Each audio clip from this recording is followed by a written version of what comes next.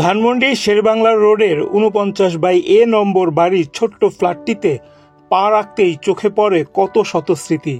ঘরের ডান পাশের দেয়ালে বড় করে টাঙানো হরেক রকমের ছবি, যেখানে ফুটে উঠেছে মনে মুন্নার খেলোয়াড়ি জীবনের খণ্ডচিত্র।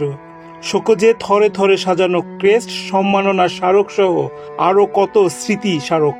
এগুলো এখন মুন্নার পরিবারের বড় সম্পদ। সময় যেন এখানে থমকে গেছে। শুধু পরিবারের কাছেই স্মৃতি হয়ে বেঁচে আছেন দেশের ফুটবল ইতিহাসের অন্যতম কিংবদন্তি মনে মুন্না। ২০০৫ সালের ১২ ফেব্রুয়ারি না ফেরার দেশে পাড়ি জমান দেশের ইতিহাসের সেরা ডিফেন্ডার। চোখে মুখে রাজ্যের হতাশা নিয়ে সেই স্মৃতিচারণ করেন তার স্ত্রী সুরভি মোনেম। হ্যাঁ, সাংবাদিক ভাইরাই মনে করে এই দিন আসলে একটু, আর কি বলবো, এখন আসলে আমরা ফ্যামিলির মানুষরাই মনে করি যেটা মানে আমাদের আসলে এই দিনটার আমাদের জন্য আসলে খুবই মানে আমার জন্য, আমার বাচ্চাদের জন্য আসলে অনেক কষ্টের একটা দিন। তারপরে যখন সাংবাদিকরা যোগাযোগ করে তখন আসলে ভালোই লাগে যে এখনও মানে তাকে যে ওনারা মনে রেখেছে। আর কোনো ফেডারেশন বা অন্য কেউ আসলে ওইভাবে সারা বছরও তো খোঁজ নেয় না, প্লাস এই দিনও বিশেষ কেউ খোঁজ নেয় না। সারা বছর কেউ খবর রাখে না। এ দিনটি এলেই কিছু গণমাধ্যম কর্মী ছুটে আসেন ধানমন্ডির বাসাটিতে। এছাড়া দিনটিকে ঘিরে নেই কোনো আয়োজন। কিংবদন্তি ফুটবলারের স্মৃতি সংরক্ষণে নেই উল্লেখযোগ্য উদ্যোগ, যদিও অনেকবার মিলেছে প্রতিশ্রুতি।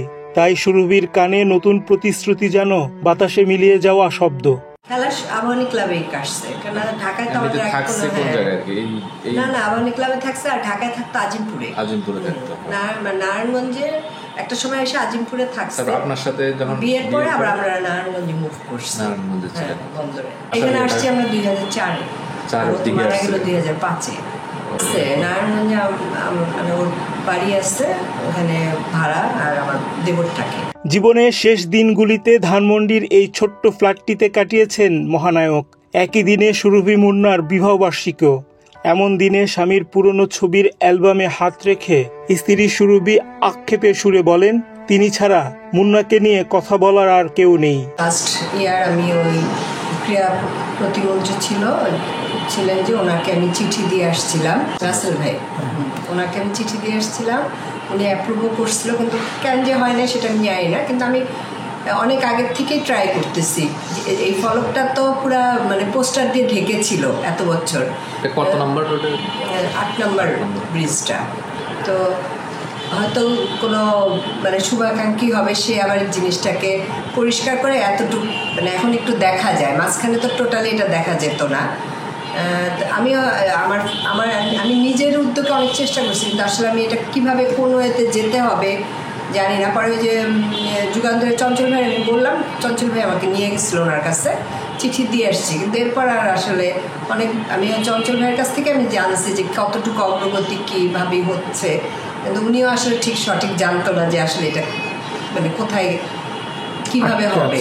আসলে এখন সরকার থেকে আসলে চেষ্টা না করলে এটা হবে না। আমি বলছিলাম যে একটা মোরাল করে যে মানে এই প্রজন্ম জানুক, এই প্রজন্ম তো আসলে ভুলেই যাচ্ছে।